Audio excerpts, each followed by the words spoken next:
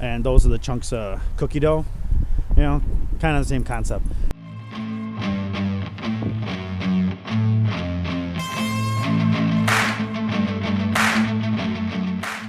Hey, how's it going? It is Monday afternoon, and we're actually going to get a little taste of winter coming up tonight. Well, actually early tomorrow morning. We're supposed to get like 3 to 5 inches of snow, something like that. But yesterday we had done a bunch of cleaning in the yard, and yeah, we put out fresh bedding for everybody out here, especially for the heifers. We're going to continue this. We're going to feed first quick, and then we're going to do more cleaning. And I think my dog is getting yelled at.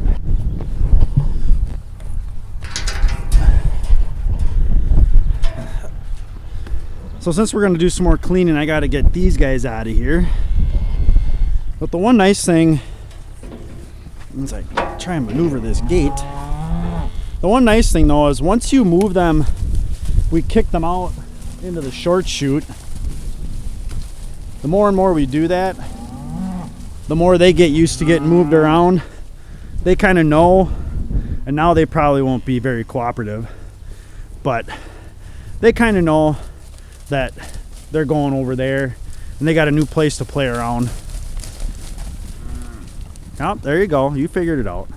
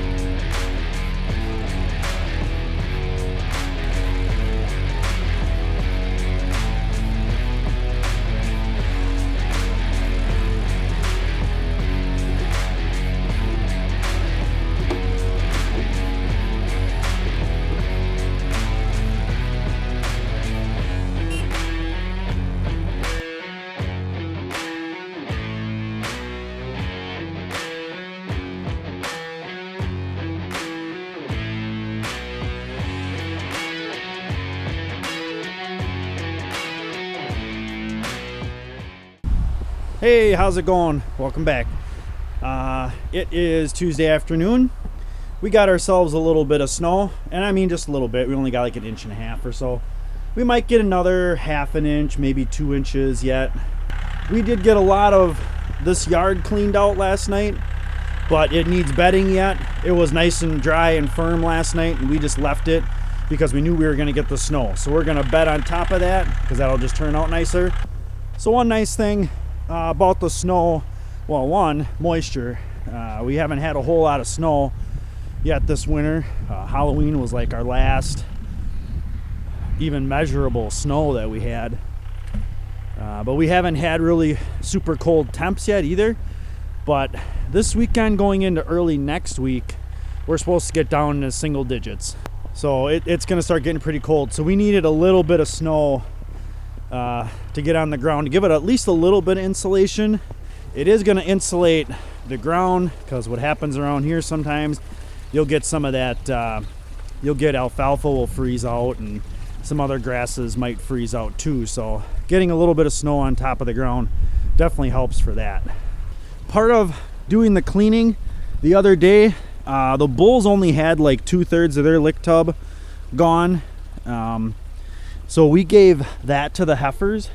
So what we gave the bulls is we gave them, I had mentioned I was going to try some of the Hi-fats, and looks like I have to clean that out because they crapped in it. This isn't the Hi-fat tub that I wanted. There was a little bit of miscommunication when we ordered it. We got the ones that we wanted are in, but we've used these. These do contain salt. The ones I wanted were Rangelands. These are Purinas, same company, but they're different formulations. You see all those like little white specks and stuff. I kind of think of it as like you order like cookies and cream ice cream, and those are the chunks of cookie dough. You know, kind of the same concept. But this is like a 25% protein tub with like 10% fat. So it's a little bit higher fat. That one also contains salt, which is kind of the reason, one of the reasons I didn't want it. And that tub seems a little bit softer, or at least the animals go through it a little bit quicker. We tried them last year, and that was the reason I liked the Rangelands. There was just some miscommunication when we ordered them, and not a big deal. We'll still use them. They'll work fine. It'll also help us step into the Rangeland high fats or high energy that I want to give these guys as they progress. And I just want to see how they do on them. The only thing I know with this tub, I won't have to give them any other mineral or any other salt. They should be fine. So I've been coming over and checking the mineral bucket, like usually every other day, every day, because I've been trying something a little bit different the last week or so. So this guy, I just went and got like a mineral block once, so that's still left over from that. And then this is a trace block that I usually have been getting, but the cows seem to be going through the mineral a lot faster than they normally have been. Just seemed like they were going through it like a bag, and they'd go through the bag in like 2 days or something. But they weren't necessarily going through the block as fast as I thought they would. So what I did is, this right side is the Nutrina beef mineral, and then this side is loose trace mineral. And I used to do the loose trace versus the block. So that's how I used to do it. But I like the flexibility of a block. They still definitely serve a purpose, because it is nice to just set a block in somewhere and be done with it. I think the cows just needed a little bit more of that salt and that little trace mineral more readily available, because I haven't had to add anything in there for about it's been like 6 days now, I think. 5 or 6 days since I put that stuff in there, and they're not even half through it. I got one more bag of the regular trace mineral. My next bags will be the selenium trace mineral, just because we are pretty low in selenium in this area. So I like that month or two before calving, I like to get in there with the trace selenium, just to make sure we're not deficient in that area.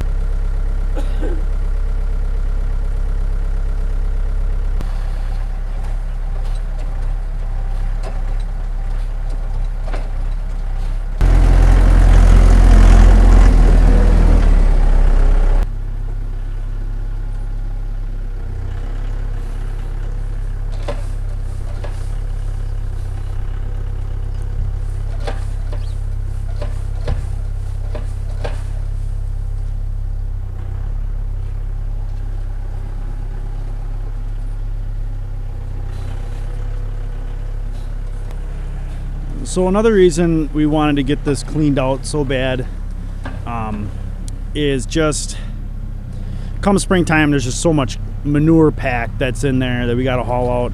But the other big issue is this area.